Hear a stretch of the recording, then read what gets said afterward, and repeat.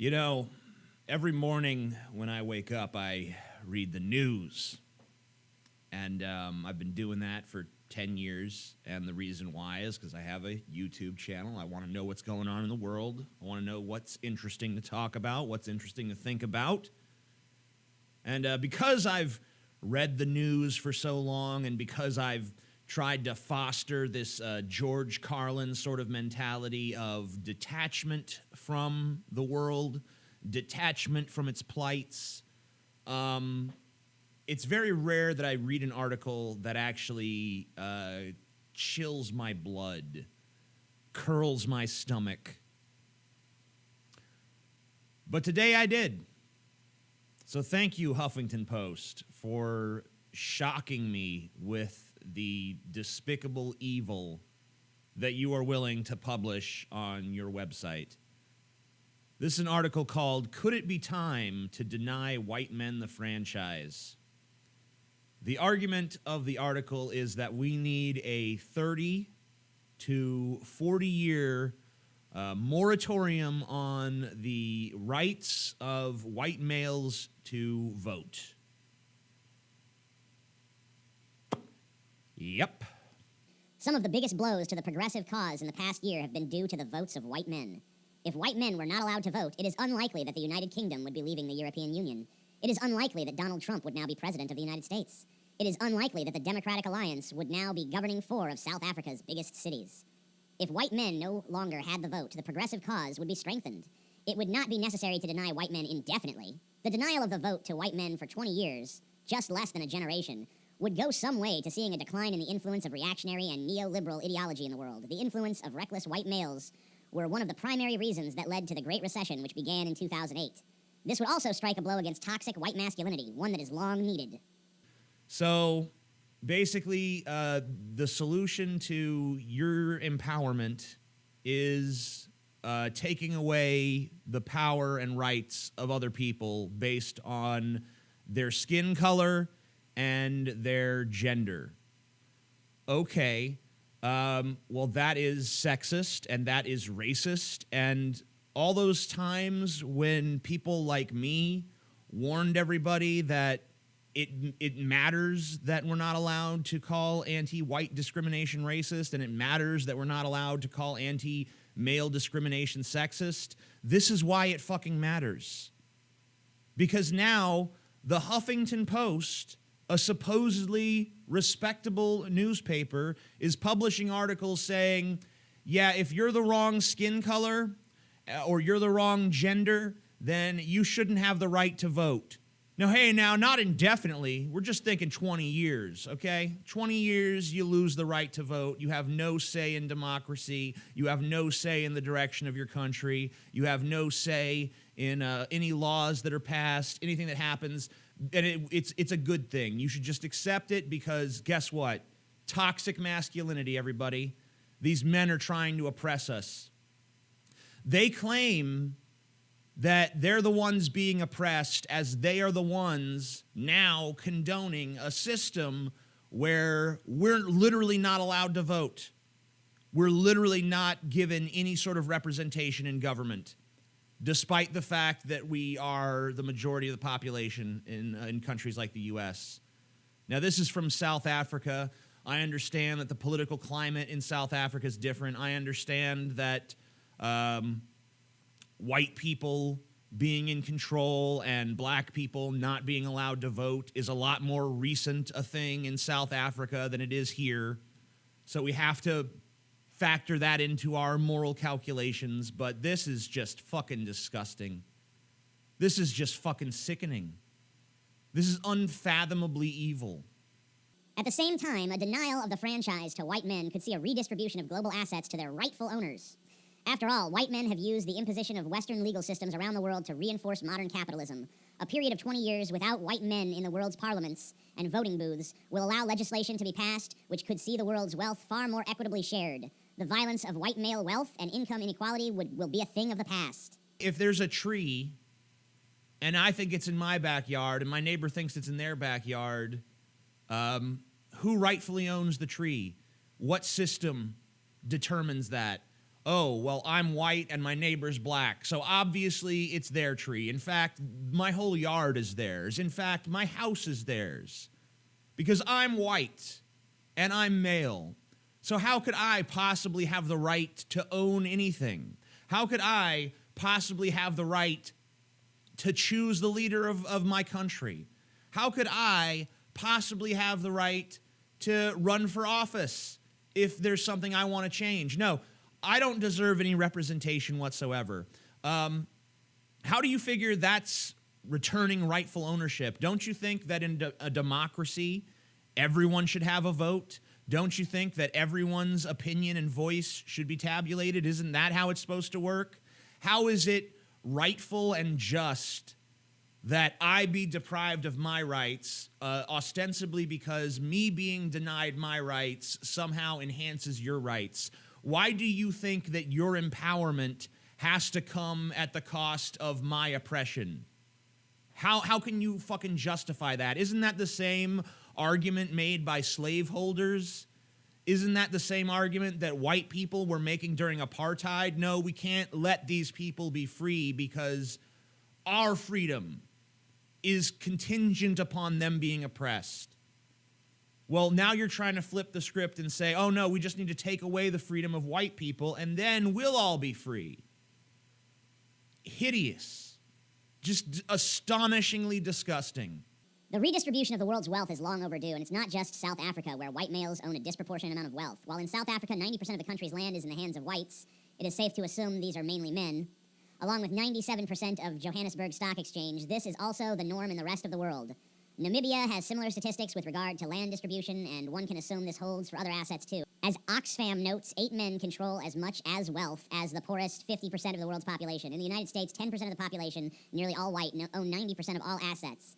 It is likely that these assets are largely in the hands of males. Although statistics by race are difficult to find from other parts of the world, it is very likely that the majority of the world's assets are in the hands of white males, despite them making up less than 10% of the world's population. The first really shitty assumption is to assume that just because the people in power and control happen to be white males, that means all white males across the board enjoy that sort of privilege and power.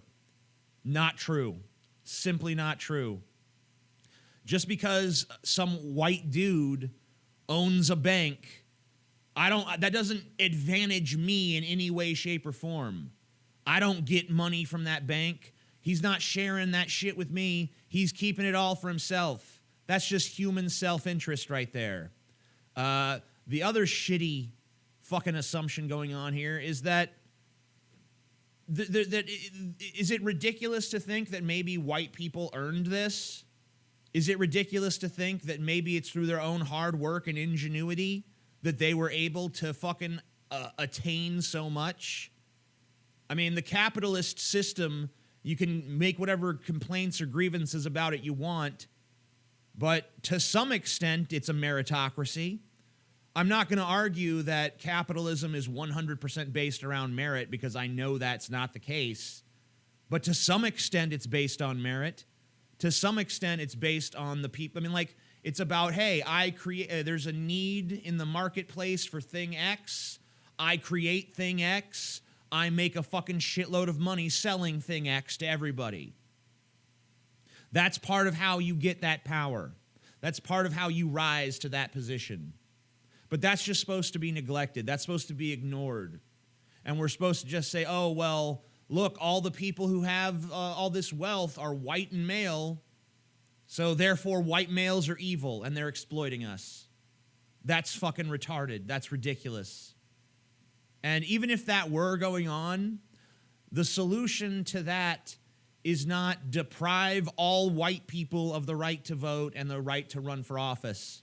It is obvious that this violent status quo will not change without a struggle, and the only way to do so will be through the expropriation of these various assets and equitably distribute them to those who need them. This will not only make the world an equitable place, but will also go some way to paying the debts that white males owe the world. Over the past 500 years, colonialism, slavery, and various aggressive wars and genocides have been due to the actions of white men. Redistributing some of their assets will go some way to paying the historical debt that they owe society. Historical debt? Because previous generations did some atrocities, now if you're a certain skin color and a certain race, you now owe what you have. Your assets need to be redistributed to other people who need them more. Well, if they need those assets, maybe they should do something to fucking work for them. Maybe they should fucking create product X that the people need. Maybe they should fucking stop whining about how capitalism is so unfair and actually engage in the process in a meaningful fucking way. Maybe all these other races around the world should stop blaming white people for all their fucking problems. Because you know what? 500 years of colonialism and slavery and various aggressive wars. How do you think you're in South Africa, bitch? This is written by a white woman in South Africa. You're the direct beneficiary of colonialism, you moron. Slavery. You think white people are the only ones to ever own slaves? Hell, we were the ones that fucking got rid of slavery. Go to the Middle East. You want to talk about slavery, go to the Middle East, talk about their fucking slavery. You know why you should talk about theirs over ours? Because theirs is still fucking going on. We've already put a stop to that shit, you moron. Various aggressive wars, yeah. White people are the only ones who engage in warfare, everybody.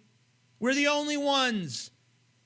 All these fucking civil wars throughout Africa, all these religious and political wars going on in the Middle East, the fucking tensions between India and Pakistan. But I mean, like, there's wars around the globe, and people of every race participate in the machinery of war. Genocides. Oh, yeah, I seem to remember a fucking Rwanda. Remember that? You remember fucking Rwanda? Was that white people doing that? Was that white people going around exterminating people who belonged to the wrong tribe? Oh, no, it was black people doing that. Yeah. What about the fucking Armenian genocide? That was the Turks that did that shit, right? Turkish people. Are they white? No. They're not white. There's been genocides committed by every fucking race. The main thing that you're pissed about is not colonialism, slavery, and various aggressive wars and genocides. That's not your fucking concern. Because if that was your concern, you would indict not just white men, but the entirety of the fucking human race. Your true concern is white people just have too much. We have too much power. As if every white person is sitting at the table. I'm sorry, every white male, because remember, females are excluded from this. You have a vagina, this doesn't apply to you. If you're a white man, you have too much. I don't care if you're a homeless guy in the street with a cardboard box using fucking some old newspapers as blankets. Well, we need to come around and take those newspapers and that cardboard box away from you because we need to redistribute them to someone who deserves them more, you privileged white so-and-so. How fucking ridiculous. How fucking absurd. How fucking disgusting. How fucking evil. Can this... Okay. I could understand if this was some kind of ultra fucking radical feminist blog, but this is the fucking Huffington Post, a newspaper that's supposedly supposed to have our respect, that we're supposed to take seriously, that we're supposed to look at and say, oh yeah, that's the news. This is the fucking news? Take away the voting rights of white people for a generation? That's news? Okay. It is no surprise that liberalism and its ideological offshoots of conservatism and libertarianism are the most popular ideologies among white males. These ideologies, with their focus on individuals and individual responsibility rather than group affiliation, allow white men to ignore the debt they owe society and from acknowledging that most of their assets, wealth, and privilege are the result of theft and violence. Basically, what they want to do is they just want to segment society into groups. They don't care about the individual. They don't care about the needs of the individual. You're not an individual person. You're just part of fucking some group that's assigned to you based on your skin color, based on your gender, based on your sexual orientation, based on your gender identity, based on whatever. And if you belong to X group, then you're not allowed to deviate from what that group thinks. And yet, every bad thing that's ever been done by a white person is supposed to be on the hands of all white people for all time. That's not something, you can't just sidestep that by saying, I didn't take part in it. No, you have to acknowledge, well, we as white males, as a monolithic group, did some bad things over the last 500 years, so we as a group have to collectively say, we're sorry, and you can take our civil liberties and rights away for as long as you need to get the world in order. That's supposed to be the attitude that we strike here. Fuck you. Fuck you. If you think that we would stand idly by and let this happen, you're living in a fucking fantasy. You're living in a delusion. Because there's no way. If it comes down to, hey, we're going to take your fucking right to vote away, we're going to take your right to run for office away, and we're going to take your wealth away and redistribute it. You think the last 500 years have been violent? You try to enact this, that's when you're going to see some real fucking violence, okay? Because that's when it becomes justifiable. When someone literally comes to you and says, we're coming to take your rights away, well, I'm sorry, but that's the point where I say, fuck you. That's the point where I say, fuck you, fuck your life, fuck your existence, go to hell. I'll send you there.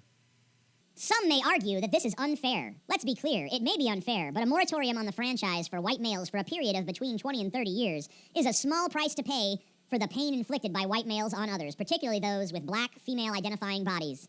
In addition, white men should not be stripped of their rights, and this withholding of the franchise should only be a temporary measure as the world rights the wrongs of the past. I mean, this paragraph, I want to just take this paragraph piece by piece because there's so much here to unpack. So some may argue that this is unfair. No, this is not a case of some may argue that this is unfair. This is unfair. Okay? Let's be clear. It may be unfair. No, it is unfair. But a moratorium on the franchise for white males for a period of between 20 and 30 years is a small price to pay for the pain inflicted by white males on others, particularly those with black female-identifying bodies. Oh, okay, it's a small price to pay. Yeah, it's a small price to pay for you because you've got a cunt, okay? It's a small price to pay to take away the rights of this other group of people. Yeah, once again, the logic of the slaveholder, the logic of the English imperialist, the logic of any racial supremacist group.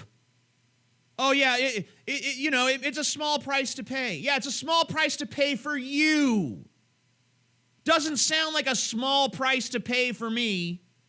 Hey, TJ, you're not allowed to vote anymore. You're not allowed to hold office, and we're redistributing your assets to the more needy. That doesn't seem like a small price to pay for my ass. Sorry, that seems like a hefty fucking toll to me. In addition, white men should not be stripped of their other rights. Oh, okay, cool. I'm not going to be stripped of my other rights. Just the right to participate in democracy, just the right to help decide the policy of my country, just the right to have any sort of official representation in government. Only those rights will be taken away. So don't worry, guys. Don't fret. It's not like they're taking away any of our... You'll still have the right to fucking eat ice cream. You'll still have the right to fucking bow down before your fucking black female masters. Okay? Don't worry.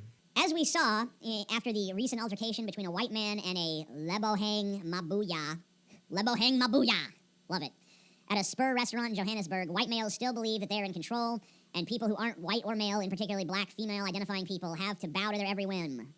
There are numerous other examples of white angry male violence in South Africa and abroad, often against black bodies. Dylan Roof's terrorist actions in the United States is only one of many examples. It is time to wrestle control of the world back from white males, and the first step will be a temporary restriction of the franchise to them. Good fucking luck. bitch. Bring it on. I'm serious. Just try. Try it. See what happens. See what happens.